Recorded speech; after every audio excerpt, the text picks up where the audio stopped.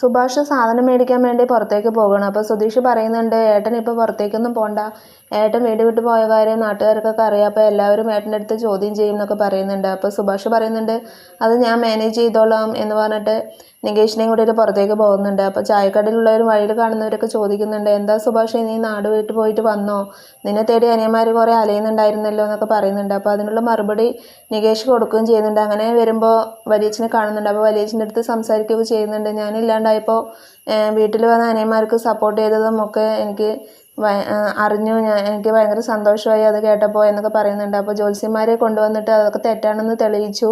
അവരൊരു കാര്യം പറഞ്ഞു, തറവാട്ടമ്പലത്തിൽ പോയിട്ട് വഴിപാട് കഴിക്കണം എന്നാണ് പറയുന്നത്. അപ്പോൾ അത് എവിടെയാണെന്നൊക്കെ ചോദിക്കുന്നുണ്ട്. അപ്പോൾ ഗംഗാധരനാണെങ്കിൽ അത് തീരെ ഇഷ്ടപ്പെടുന്നില്ല. ഒരു ഇത്തിരി സ്പേസ് തരുമ്പോഴേക്കും അതിൽ കയറി മുളയാന്ന് നിങ്ങൾ വിചാരിക്കേണ്ട, ഞാൻ ഇതുവരെ അകന്നിട്ടല്ലേ കഴിഞ്ഞത്, അതുപോലെ തന്നെ ഇനിയും മതി എന്നൊക്കെ പറഞ്ഞിട്ട് ഇങ്ങനെ പോകുന്നുണ്ട്. അത് കേട്ടതും നികേഷ് പറയുന്നുണ്ട്, എന്താ വലിയച്ഛന് പറ്റിയത്, അന്ന് കണ്ട പോലെ അല്ലല്ലോ എന്ന് പറയുന്നുണ്ട്. അപ്പോൾ സുഭാഷ് പറയണ, ചിലപ്പോൾ സ്നേഹം കൂടിയ വീട് വിട്ടു തരേണ്ടി വരുമോ പറഞ്ഞിട്ടായിരിക്കും. ചിലർക്ക് പൈസ കയ്യിൽ നിന്ന് പോകണമെന്ന് വേണ്ട, സ്നേഹമൊക്കെ മറന്നു പോകും, അങ്ങനെയുള്ളവരാണല്ലോ എന്നൊക്കെ പറയാണ്.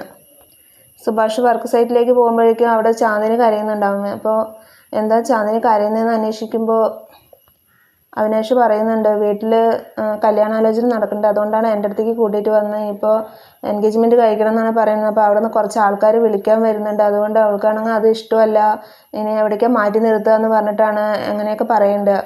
അത് കേട്ടത് സുഭാഷ് പറയുന്നുണ്ട്, എൻ്റെ വീട്ടിലേക്ക് കൊണ്ടുപോകുക, അവിടെ നിധി ഉണ്ടല്ലോ, അവൾ നോക്കിക്കോളും, അവിടെ ഇരിക്കട്ടെ, ഇവർ വന്നിട്ട് നോക്കിയിട്ട് പോകുന്നവരെ അവൾ അവിടെ ഇരിക്കട്ടെ എന്ന് പറയുന്നു.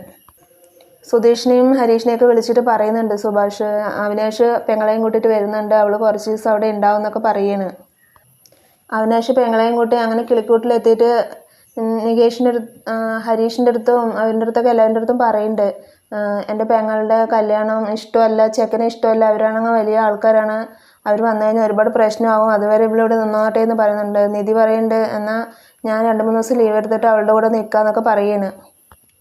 നികേഷ് ആണെങ്കിൽ ബസ് കയറാൻ പോണോടെ ഒരു പെൺകുട്ടി എന്നും നോക്കി ചിരിക്കാറുണ്ട്, അതുകൊണ്ട് ആ പെൺകുട്ടിയുടെ അടുത്ത് പോയിട്ട് ഇങ്ങനെ സംസാരിക്കുന്നുണ്ട്, എന്നെ എന്നും നോക്കാറുണ്ടല്ലോ, എന്താണ്, എന്നെ അറിയുമോ എന്നൊക്കെ ചോദിക്കുന്നുണ്ട്. അപ്പോൾ ആ കുട്ടി പറയുന്നുണ്ട്, തന്നെ കാണാൻ നല്ല സ്മാർട്ടാണെന്ന് തോന്നി, അതുകൊണ്ടാണ് നോക്കുന്നത്, ഞങ്ങൾ ഈ നാട്ടിൽ വന്നിട്ട് 1 മാസമേ ആയിട്ടുള്ളൂ എന്ന് പറയുന്നത്. അങ്ങനെ സംസാരിച്ചുകൊണ്ടിരിക്കുമ്പോൾ ആ കുട്ടിയുടെ ചെറിയച്ഛൻ വന്നിട്ട് അവളെയും കൂട്ടിയിട്ട് പോവുകയാണ്.